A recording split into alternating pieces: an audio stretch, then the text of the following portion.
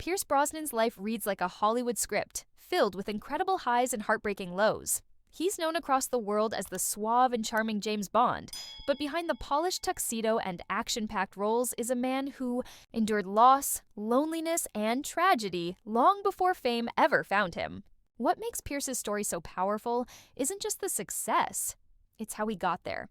Because long before he became a household name, he was a quiet Irish boy who felt invisible, shuffled from house to house, looking for somewhere to belong. Pierce Brosnan was born on May 16, 1953, in Drogheda, Ireland. But from the very start, life didn't come easy. His father vanished when Pierce was just a baby, leaving behind no memories, no guidance, not even a face to remember. With his mother May working as a nurse and struggling to make ends meet, Pierce found himself passed between relatives. 1 year here, another year there. Different rules, different homes, and no real stability. For 7 long years, he lived without his mother, who had moved to London to earn a living, hoping to one day bring her son with her. Until then, Pierce stayed in Ireland, learning early what it meant to be alone. By age 11, Pierce finally joined his mother in Scotland after she married William Carmichael, a factory worker. William wasn't the father Pierce had never known, but he tried to be something even more important: consistent. He taught Pierce how to fish, how to fix things, and most importantly, how to trust. That kind of connection was new and strange, but slowly, Pierce began to open up. One moment in particular would stick with him forever. In 1964, William took him to see Goldfinger in the cinema. Sean Connery lit up the screen as James Bond, and for the first time, young Pierce saw a version of himself he wished could exist. Confident, in control, fearless. At 16, Pierce made a bold decision. He dropped out of school and joined St. Martin's School of Art in London. He didn't have money or connections, but he had a dream: to be a painter. He lived off toast and tea, wore secondhand clothes, and fought to fit in among wealthy classmates. Acting wasn't even on his radar, but fate had its own plans. One afternoon in 1971, while walking near a theater workshop, he saw a street performer eating fire. Curious, he stepped inside and asked if he could try. That split-second decision opened a new door. The theater group saw something in him: a quiet intensity, a presence that couldn't be ignored. They asked him to join, and just like that, Pierce's life took another unexpected turn. He soon enrolled in the Drama Centre London, training from 1973 to 1976. It wasn't easy. The school had a brutal reputation. Many students dropped out. The teachers pushed them to their limits, breaking them down to build them back up. Pierce struggled, worked side jobs, and learned everything from Shakespeare to mime and circus arts. He stayed quiet, focused, and never gave up. In 1976, he landed a role in the play Wait Until Dark, playing a character that made the audience uncomfortable. The director saw something unusual in Pierce, something dark and intriguing, and it worked. A year later, he took on a powerful role in The Red Devil Battery Sign by Tennessee Williams, and critics started to pay attention. In 1980, he made a blink-and-you'll-miss-it appearance in the film The Mirror Cracked with Elizabeth Taylor. He was on screen for less than 30 seconds and earned just $50, but it was a step forward. That same year, he had a minor role in The Long Good Friday with Helen Mirren and Bob Hoskins. It wasn't a box office smash at first, but it became a cult classic later on. Slowly but surely, Pierce Brosnan was making his way up. Then came a major break. In 1982, he auditioned for a small part in an American TV show called Remington, Steele. He wasn't aiming for the lead, just a murder victim, but the casting director saw something bigger. He had charisma, charm, and a magnetic screen presence. Instead of the small part, they offered him the main role. The original idea for the character was a middle-aged American con man. Pierce was 29, Irish, and relatively unknown. But once he stepped on screen, none of that mattered. He was perfect for the role. The show became an instant hit, pulling in over 15 million viewers a week. At one point, it was NBC's second highest-rated show. It aired in over 80 countries and even led to a 340% spike in private detective license applications in the US. That's how convincing his performance was. But as his career took off, something else was brewing. Since 1983, fans and critics had been saying he looked like the perfect James Bond.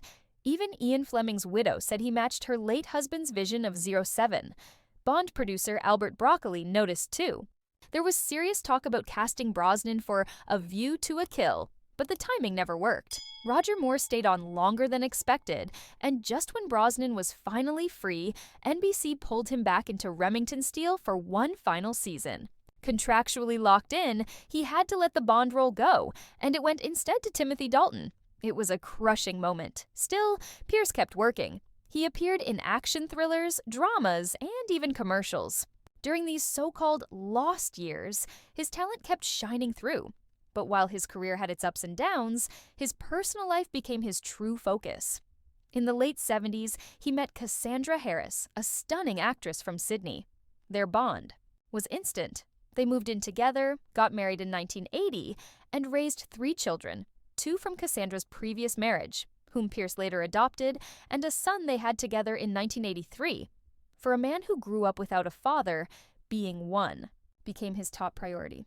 He wanted to give his children what he never had: love, stability, and safety. Then tragedy struck. In 1987, while filming in India, Cassandra fell seriously ill. She was diagnosed with advanced ovarian cancer, the same disease that had claimed her mother. The next 4 years were filled with surgeries, chemotherapy, and quiet strength. Pierce never left her side. Their son Sean, only a little boy, would pretend to be a doctor, not fully understanding what was happening. Cassandra died the day, after Christmas in 1991. She was just 43. Pierce described that moment as the first time he truly felt grief. He had to tell his young son, raise 3 children alone, and somehow keep moving forward. In 1994, after more than a decade of waiting, Pierce Brosnan finally became James Bond. It was a full-circle moment. Cassandra had once been a Bond girl and had always believed he was meant to play 007. His first film as Bond, GoldenEye, faced massive pressure. The studio was struggling, the franchise was at risk, and expectations were sky high. But Pierce delivered. The film made over $350 million and introduced Bond to a whole new generation. It even inspired a best-selling video game, GoldenEye 07, that became a phenomenon in its own right. His next 3 Bond films were all major box office hits. Tomorrow Never Dies, The World Is Not Enough, and Die Another Day pulled in. Over $1 billion combined. The stunts got bigger, the sets more extravagant. From building a fake Vietnamese street in England to filming explosions using gallons of gasoline, each film raised the stakes.